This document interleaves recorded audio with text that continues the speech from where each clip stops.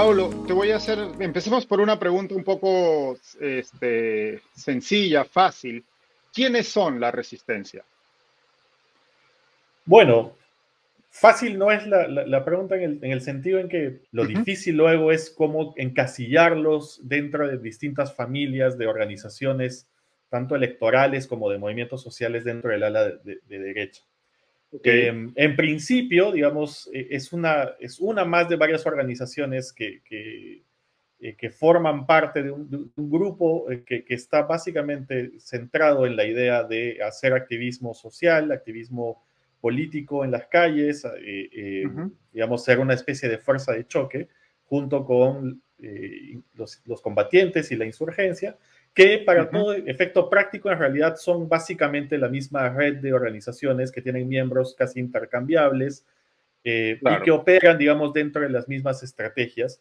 Digamos, es un tipo de organización que digamos, no es novedosa ni propia del Perú en el sentido de que es algo que se ve en otros países como una expresión, digamos, una especie de la punta del iceberg de una serie de organizaciones de extrema derecha que se van creando, digamos, con la intención sobre todo y creo que muy efectiva de dar la sensación de que existe una sociedad civil movilizada que está Claro. alineada con los valores de la derecha y que eso no es potestad solamente de la izquierda. Y entonces Ujú. que tienen, digamos, que tienen una presencia política y una presencia en las calles bastante más grande de la que realmente tienen, ¿no? ¿Por qué cuando caracterizamos a estos tres grupos que has definido, que en efecto resulta confuso porque muchas veces comparten integrantes o incluso comparten acciones, manifestaciones en distintos lugares y momentos en el país? ¿Por qué cuando hablamos o cuando se habla de estos grupos decimos que son extremistas de derecha? ¿Qué es lo que hace que los caracterizamos de esa manera? Dentro de la literatura, digamos que hay dos grandes formas de hacer esta distinción, ¿no? Ujú, En realidad tres, ¿no? Una primera que tiene que ver con la intensidad de las ideas que se defienden. Hay una idea, digamos, y seguramente lo hemos visto varias veces en las encuestas, esta idea espacial, ¿no? La idea de que ujú, uno puede ubicarse, digamos, dentro de la extrema izquierda o la extrema derecha y está el centro, digamos, a la mitad.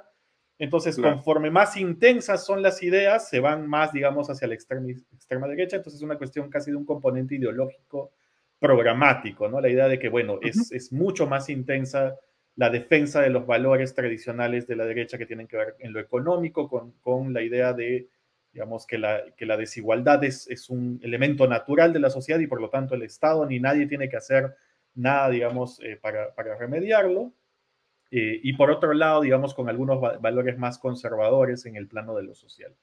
Ahora, Ujú.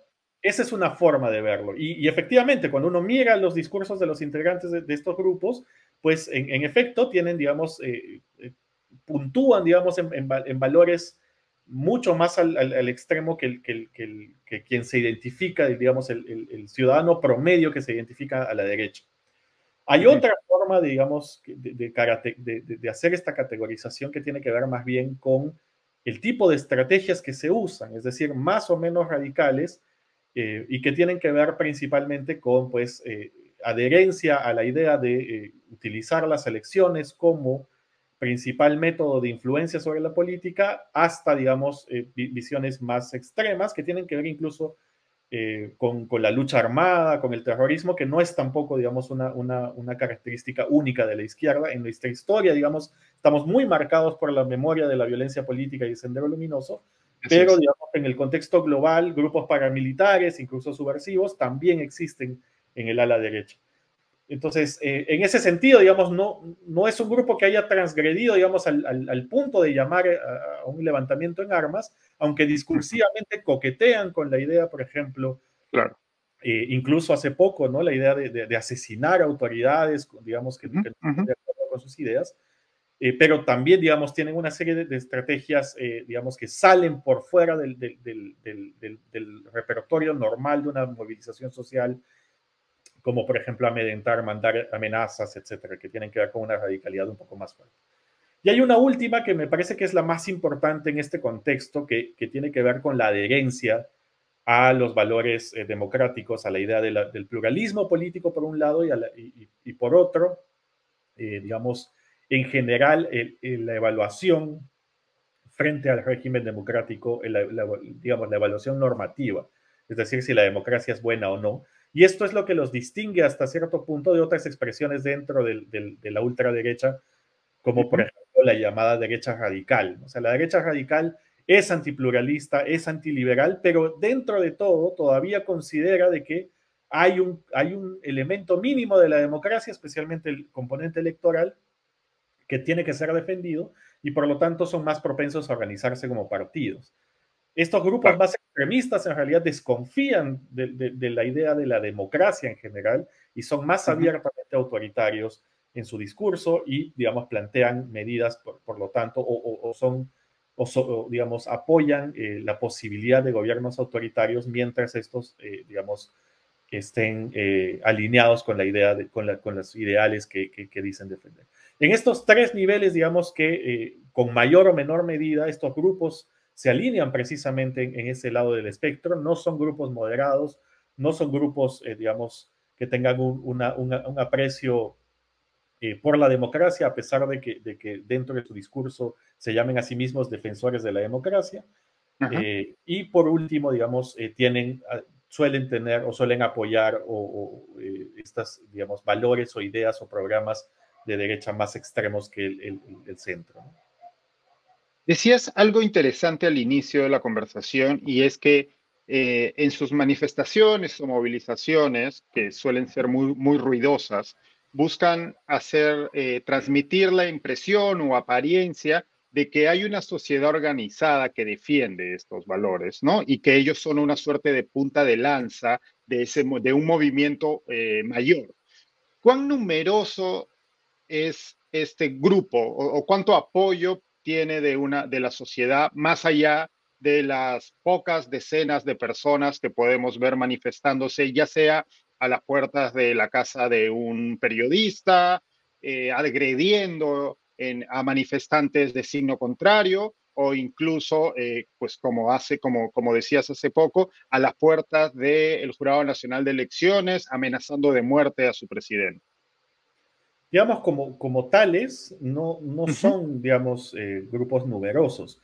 Y no quieren ser grupos numerosos tampoco, porque el tipo de Ok. estrategias y el tipo de discursos que manejan hacen que, digamos, su forma de agruparse y organizarse requiera de elementos de confianza, gente que realmente, digamos, comparten los mismos valores y por lo tanto, digamos, no está entre sus objetivos ser digamos, una fuerza masiva, sino Uh -huh. organizaciones pequeñas, pero, digamos, comprometidas. Y acá me voy a distanciar un poco de la pregunta porque creo que Por favor. es un punto importante.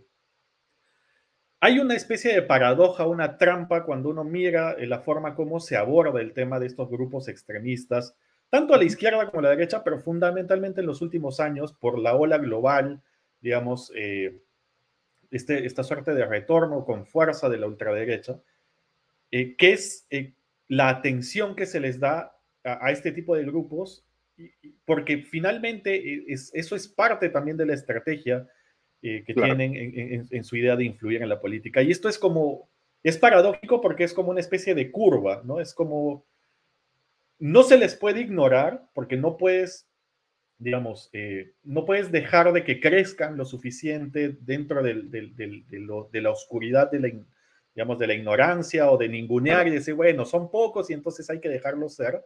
Y creo que es algo que ha pasado en el caso peruano en los últimos años. Estos grupos no Uh son -huh. recientes y no son, digamos, o sea, han ido mutando además con el paso del tiempo. Entonces, no se les puede, digamos, caemos en la trampa al ningunearlos porque se les abre mucho espacio. Pero por Claro. otro lado, tampoco se puede exagerar su influencia y su fuerza, porque en Claro. ese sentido, más bien estás alimentando, digamos, al monstruo. Estás Y haciendo de esto, altavoz y exactamente, y esta de su reflexión la hago discurso. porque por ejemplo, ¿no?